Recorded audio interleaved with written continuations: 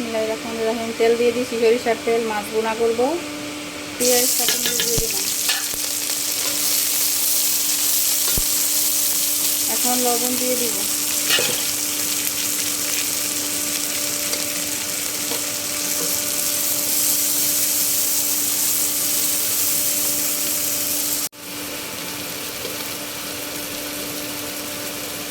সাথে একটু আদা বাটা দিয়ে ভাজা ভাজা করে নিব।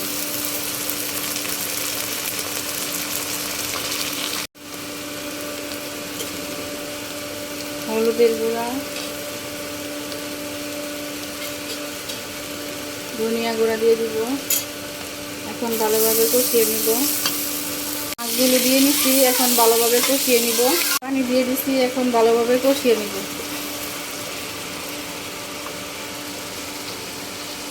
রান্না করা শেষ, এখন নামিয়ে নিব।